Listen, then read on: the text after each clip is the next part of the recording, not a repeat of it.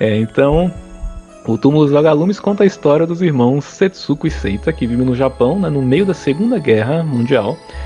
E após a morte da mãe no bombardeiro americano e a convocação do pai deles para a guerra, né, eles vão morar com alguns parentes. Insatisfeitos, eles saem da cidade e acabam num abrigo isolado na floresta, onde lutam contra a fome e as doenças. E essa sinopse aqui tá ó. E se divertem com as luzes dos vagalumes. Eles se divertem. Nossa. Eu achei muita maldade. Não é assim não, hein, galera? Não é assim, não. Uma coisa interessante que o autor do livro, que da onde veio, né, o Túmulo dos Vagalumes, ele já tinha recusado várias vezes dar os direitos para as pessoas, porque ele não queria, ele falava que não ia dar certo um filme sobre aquele livro, e principalmente porque até então todas as pessoas que chegaram nele, todos os estúdios queriam fazer um live action, e ele falava que é impossível crianças, independente do quão bons atores sejam, entregarem o que é preciso ser entregue nesse roteiro. Não tem como, não vai acontecer. Criança em live action não vai conseguir fazer o que é preciso.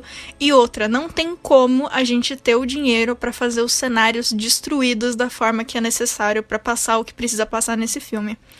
E aí chega lá, Miyazaki, com seus concepts maravilhosos e com o plano do filme, tudo mostra pra ele. E aí aquela pessoa que passou não sei quanto tempo falando não pra todo mundo disse: esse é o único jeito de contar essa história. Vamos. Nossa, esse cara é bom, hein? Nesse cara eu aposto, hein? Exatamente. E assim, mais tarde acabou tendo versões live action. Eu não assisti, então não posso dizer se são boas ou não, mas existem. Também não vi, não. Mas assim, eu acho bem interessante de pensar que o cara bateu tanto no pé que não ia. E aí bastou o olhar do Miyazaki, né, o olhar do estúdio, pra mostrar que não, a gente consegue traduzir o que é necessário em forma de animação. E aí acabou acontecendo e virou essa obra de arte que destrói o coração de quem assiste. É isso mesmo, uma obra de arte, cara. No filme que te deixa ali preso, né, apreensivo. Antes da gente ir, eu quero trazer duas curiosidades legais sobre esse filme. O primeiro é que o diretor dele, né, o Isao Takahata, ele nega que esse filme seja uma mensagem anti-guerra. Ele fala que isso é que é um jeito que ele queria de trazer a imagem de irmão e irmã vivendo uma vida difícil, né, uma vida de fracasso, né, isolados, para trazer invocar a simpatia das pessoas, né? Uhum. Ali. E uma outra curiosidade é que os animadores desse filme, eles não sabem muito bem que filme que eles estavam fazendo, porque eles estavam fazendo esse e o Totoro ao mesmo tempo. Nossa, que eu não consegui imaginar um cara indo de um filme para outro. Como é que você vai da leveza de um, né, pro peso do outro? Você tem que ser muito bom. Tem. Nossa, eu tenho mais duas curiosidades, então. Por favor.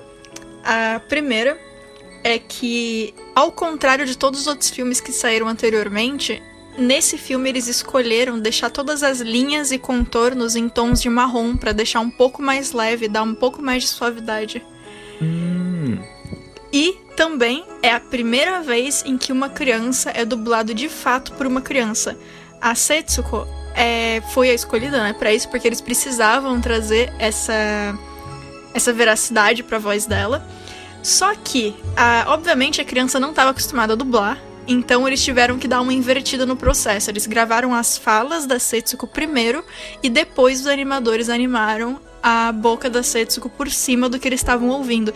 E é por isso que quase não aparece a boca da pequenininha falando. É muito raro ela falar de fato na tela, você vendo a boca dela. Normalmente ela se esconde atrás do irmão, ou vira, ou tá de costas, porque ia atrasar muito o processo eles terem que seguir dessa forma. Mas foi uma coisa como eles conseguiram, né? Porque tipo, a criança era muito pequena e foi o que deu. Caramba, foi a primeira vez? Que legal. Primeira vez, né? E, eu menti, tem mais uma curiosidade. Eu tenho uma contei errado. Tá louco. Foi mal, contei errado. Aqui tem informação. Tem, olha só. Não tem contagem, mas tem informação.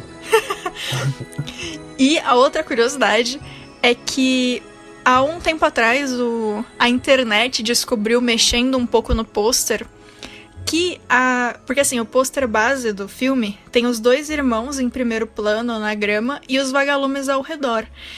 E só que em alguns pôsteres dá pra ver, em algumas versões, em algumas não dá, mas se você mexe nas configurações do pôster e mexe um pouco na saturação, na iluminação, dá pra ver que tem um avião em cima da cena. Então, na real, você pode interpretar como os vagalumes sendo vagalumes e ou as bombas caindo desse avião que aparece no pôster. Nossa, é maravilhoso, né? É, absurdo, né? Então aí, essas foram as curiosidades que eu trouxe sobre... Bom, sobre então que a minha curiosidade engata nada a ver. Pois é, olha só. O nome em japonês do túmulo de vagalume é literalmente túmulo de vagalumes, tá? É Hotaru no Haka. Haka é túmulo e Hotaru é vagalume. Só que vagalume tem um kanji próprio. Kanji de vagalume, é um único kanji. Se não me engano, peraí, deixa eu aproveitar que eu tô com o dicionário aberto na minha frente.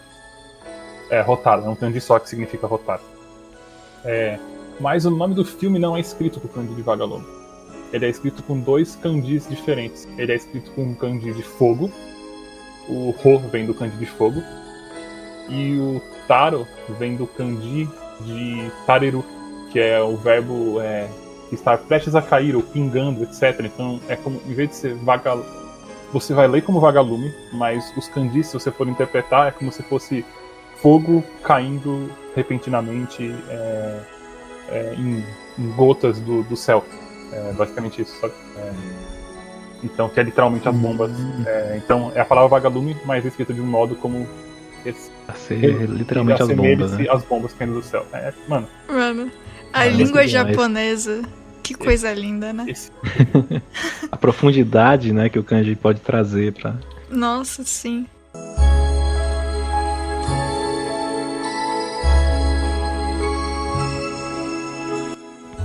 Bom, vamos então aqui, né, pro filme em si. Vamos. Eu não assisti tantas vezes esse filme. Não pelo motivo esperado, que é ele ser muito triste, mas porque eu esqueço. Basicamente. Mas assim, ele... Até hoje ele é considerado um dos filmes de guerra, um dos melhores filmes de guerra já feito, ponto, independente de animação ou filme live action, enfim, é um dos melhores. E eu gosto muito dele pelo mesmo motivo que eu gosto muito do A Vida é Bela. Que tem a mesma vibe do irmão mais velho, ou no caso da Vida é Bela, o pai, tentando traduzir o que tá acontecendo pra uma criança de forma que não seja tão assustador.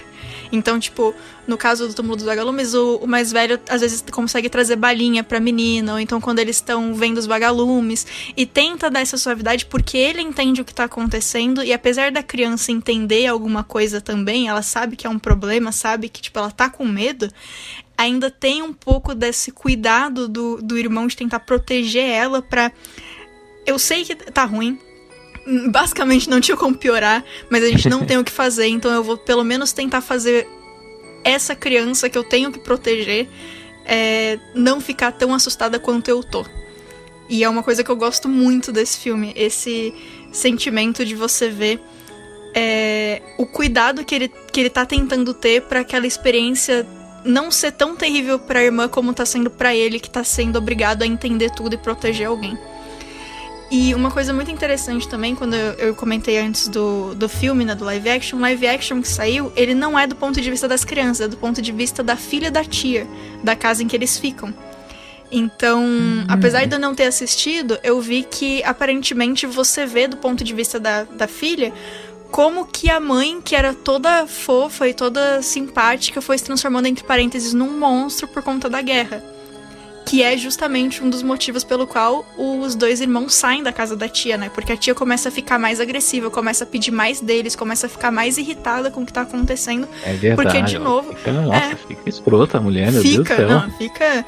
E assim, ela exige muito de crianças. Porque, assim, obviamente, ela tá numa situação complicada e ela tá tendo que proteger já a criança dela. E, de repente, ela tem que proteger mais duas crianças. E faz sentido ela estar estressada, porque é uma guerra, né? Mas eu acho muito interessante esse paralelo de que a mulher fica estressadona com as crianças, a ponto das crianças irem embora, e o mais velho continua... ele toma esse papel de, dessa vez, agora sou eu que vou tomar conta de outra pessoa, e ele consegue até o final se manter a mesma pessoa, né? Ele nunca grita com a irmã, ele nunca faz nada, ele consegue manter o carinho, né? Eu acho bem interessante isso. E assim, apesar de ser um filme muito triste, não é um filme que particularmente me faz chorar. Eu nunca cheguei a chorar de fato assistindo ele. Teve outros filmes do estúdio que eu já chorei assistindo. Esse não aconteceu. É um filme mais angustiante, né? Exatamente. Ele não me fez... Eu não desabei, mas eu fiquei... É um filme que ele fica com você muito tempo depois, né? E esse filme, ele me passa muito a sensação que eu tenho em um episódio específico de Band of Brothers, quando o grupo de personagens que você acompanha pela primeira vez encontra um campo de concentração e percebe a seriedade do que tá acontecendo. E o filme e esse episódio me dão essa mesma sensação de, cara, olha o que tá acontecendo. E, tipo, são crianças. E é bem interessante também porque esse filme, ele surgiu, né? O livro surgiu a partir de uma foto e de algumas histórias da guerra, e a foto é um garotinho, uma criança menor do que o mais velho do filme, levando nas costas o irmão morto dele. E a história da foto é que, e também das pessoas que estavam ao redor, né, de quem tirou a foto, etc., é que esse garotinho, ele tava se forçando a não chorar a ponto que ele tava mordendo o lábio até sair sangue. E ele continuou ali parado, vendo o irmãozinho ser cremado no ponto de cremação que tinha lá. Ele continuou firme e só foi embora depois que tinha acabado. E foi uma coisa tão grande naquele momento, né? Uma cena tão grande que acabou depois surgindo o livro, que deu a origem ao filme e tal. E aí os personagens que a gente segue são basicamente a tradução desse menino que existiu de verdade, né? E é um filme que eu ainda não consegui fazer os meus pais assistirem, porque a minha família teve um histórico muito grande de morte atrás de morte, então eu não consegui... faz anos que eu quero que eles assistam, eu ainda não consegui achar um momento que eu consiga trazer eles pra um negócio tão triste assim, né? Mas tá na minha lista de coisas que eu sei que eles precisam ver em algum momento, porque todo mundo precisa ver esse filme em algum momento. É muito aquela história de... Foi uma coisa tão horrível que aconteceu na humanidade que quanto mais pessoas forem lembradas mais vezes durante a vida que isso aconteceu, é melhor, porque a chance de acontecer de novo vai diminuindo. É muito importante, né? Muito importante. Tem um filme que eu não vou sugerir que as pessoas vejam, porque ele é bem mais pesado no ponto de vista visual. Foi pelo governo chinês, que foi na época da guerra sino-japonesa. Existiu um campo de concentração que muita gente não sabe que existiu, que eram os japoneses testando coisas nos chineses. E quando acabou a guerra, os japoneses encobriram tudo. Então eles queimaram muito material e aquilo meio que não chegou no público, e a galera não sabia que aquilo tinha acontecido e que tanta gente tinha morrido. E aí, muito tempo depois, foi feito um filme, que é o Campo 731, Bactérias, a Maldade Humana. Foi a tradução que deram pro Brasil.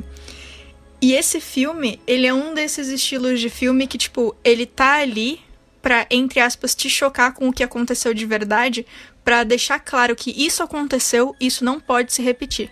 No caso do Campo 731, é um filme muito mais pesado no quesito visual, porque eles mostram os experimentos humanos acontecendo. E eu acho também que é um filme que merece ser visto se a pessoa tem estômago pra ver filmes mais que puxam mais pro gore, né? Mas assim, o Túmulo dos Vagalumes, por ele não ser... ele é muito pesado, mas ele é pesado de um ponto de vista mais psicológico. Apesar de ter cenas pesadas, eu acho que, e por ser uma animação, ele é muito mais fácil de você passar pra frente, apesar de ser um filme difícil, né? Então eu acho muito importante o fato dele existir e de ainda ter esse crédito de ser, de novo, um dos melhores filmes sobre guerra já feitos na história. Então, assim, se você nunca viu o Túmulo dos Vagalumes, eu sei que é um momento difícil agora, que tem muita gente que tá muito triste, mas quando você estiver sentindo que você consegue, dá uma chance pra esse filme. Depois assiste Kiki, depois assiste Totoro pra ficar bem. Mas assim, pra ficar mais leve, pra sair mais feliz. Mas assim, eu acho que é um filme que merece e precisa ser visto não só uma vez, como várias vezes, porque é uma coisa que a gente precisa lembrar que aconteceu. Que os humanos... que todos os humanos têm a possibilidade de serem malvados, né, de fazerem coisas horríveis, e que toda ação tem uma reação, e nesse caso a reação, infelizmente, foram com crianças que não tinham nada a ver com isso e que perderam tudo, basicamente. Basicamente não, que perderam tudo de fato, né? É verdade, é o que você falou, um filme que ele é necessário, um filme que eu acho que todo mundo tem que ver mesmo, e que tem que saber, é importante a gente falar que é um filme pesado, né? É um filme. Sim. Eu gosto de chamar esse estilo de filme de perrengue.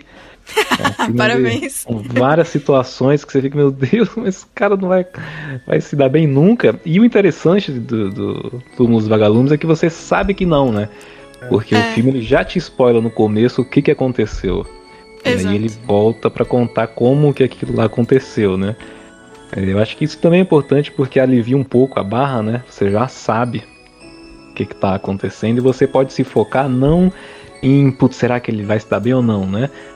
Você se foca não nisso, mas na história em si, né? Em ver o que levou aquele ponto, né? Como que chegou até aquele ponto. Acho que isso é mais importante, porque senão ia ficar um filme que você fica esperando que tenha um final feliz e você sabendo que ele não tem, você pode focar no que é mais importante ali, que é a história mesmo, né? Que é o que tá acontecendo e tal. É muito interessante. E ele amarra tão bem o final com o começo, né? Amarra. Quando você reassiste o começo acabando o filme, você percebe todos os pequenos detalhes, as cinzas, a bala, é incrível.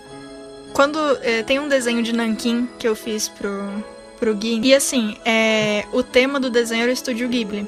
E, assim, obviamente eu coloquei um Lupin no meio, que não tem nada a ver, mas é porque ele é incrível e ele tá ali, né? O Miyazaki participou. Tá ali, Aí eu coloquei Dezembro porque, né? de 2018. Ah, ok, isso aí. E a cena... Eu não coloquei todos os filmes que existiam naquele momento, né? Que tinha ido até Marne, né?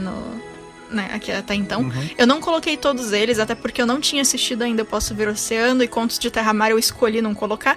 Mas, assim, os que eu coloquei, um que eu sabia que eu precisava era o Túmulo dos Vagalumes. E eu fiquei muito tempo tentando decidir o que eu ia colocar, porque era pra ser um desenho feliz. E, obviamente, a minha escolha foi colocar a Setsuko na hora que ela tá com os vagalumes ao redor dela, né? E quando eu tava fazendo, foi a parte do desenho que eu tive mais cuidado pra fazer, porque é engraçado dizer isso, talvez, eu não sei, enfim, eu me sinto meio boba falando isso, mas é porque é um filme tão triste e esses personagens sofrem tanto e eles representam um país inteiro que sofreu tanto, que eu senti que essa parte do desenho eu tinha que conseguir trazer algum tipo de felicidade e cuidado que eles mereciam, sabe? Concordo. E de novo, eu sinto que é um pouco bobo, mas ao mesmo tempo, e eu fiz a escolha de ligar isso a outras duas coisas que deixam meu coração quentinho, que é a parte do céu, né? Eu fiz uma massa de preto, basicamente, e eu fiz ela se dissolvendo nas criaturinhas de Viagem de Chihiro e Amigo Totoro. E eu fiz parte da fumaça, entre aspas, né, que seria o céu, eu transformei em fumaça e fiz o avião do Vidas ao Vento cortando essa fumaça. Porque o Vidas ao Vento, a gente vai falar melhor quando vier depois, né? Mas ele trata também disso de a guerra em relação à beleza das coisas, no caso dos aviões, né? No caso Vidas ao Vento. Então eu quis trazer essas duas... O Totoro, que é o oposto espiritual, né? De Túmulo dos Vagalumes pra perto. E o Vidas ao Vento, que também tem a mesma temática de guerra no meio da história, pra perto desse desenho. E é a parte do desenho que eu mais gosto, é justamente essa interação dos três, assim. E é um desenho que eu tenho muito orgulho de ter conseguido fazer, assim, e ter saído bonita. Ficou maravilhoso mesmo. Vou deixar o link aqui do seu Behance e das suas redes sociais.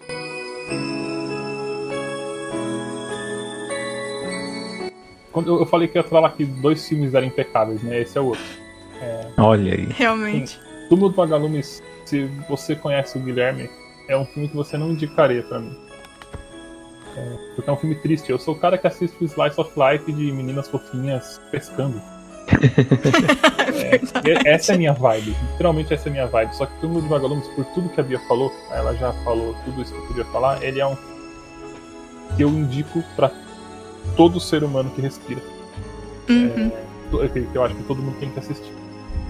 E eu acho que ele é, em questão cinematográfica, eu acho que ele é, eu não preciso mais falar de sentimentos, porque a gente já falou de tudo, mas eu acho que em questão cinematográfica ele é um dos melhores filmes de modo geral já feito, sabe? Ele é impecável, ele é tecnicamente impecável em tudo. E não coincidentemente, esse filme é realmente muito bom. Eu realmente gosto muito dele. E não coincidentemente, a Bia fez essa arte e botou a Setsuko com os vagalumes. E no meu aniversário de 2020 ou 2019, minha irmã fez um quadro de uma tela de tinta acrílica pra mim, que é exatamente também a Setsuko com os vagalumes. Ela sabia que ela queria fazer algo do Hibrio, ela queria fazer algo bonito, e ela sabe o quanto eu gosto desse filme. Então é incrível porque, assim, num mar de coisas fofinhas, um dos meus filmes favoritos ser um filme bem triste, acho que simboliza o quanto esse filme o quanto eu gosto desse filme, o quanto ele é importante. Porque ele não tem nada a ver comigo. E ainda assim eu acho ele impecável, eu acho ele um dos melhores filmes que eu já vi, talvez o melhor filme do top 3 filmes do Estúdio Ghibli, talvez pra mim seja esse. E eu lembro que acho que foi a primeira vez que eu assisti, a Rebeca ainda era muito pequena, e a Bia fala, né, falou da relação dos dois, e ele tentando fazer de tudo pra menina não sofrer e tal. E por algum motivo tô chorando. Sinta-se abraçado. A primeira vez que eu vi, eu tenho certeza que eu me coloquei no lugar deles, porque minha irmã era muito pequena e eu ainda era jovem. Então, eu obviamente não sinto a dor deles, mas eu consigo compreender que eu faria de tudo por ela também. E que eu não queria ver ela na situação que estaria. E é isso, ele falou comigo nesse nível. E combou de ela de ela estar numa idade próxima da Setsuko. E eu ser mais velho, a gente tem 11 anos de diferença, né? Mas de qualquer jeito combou com isso e conversou muito comigo. E eu chorei, eu tô ficando agora só de falar. Sim. Conversou no nível muito pessoal, né? Foi muito pessoal.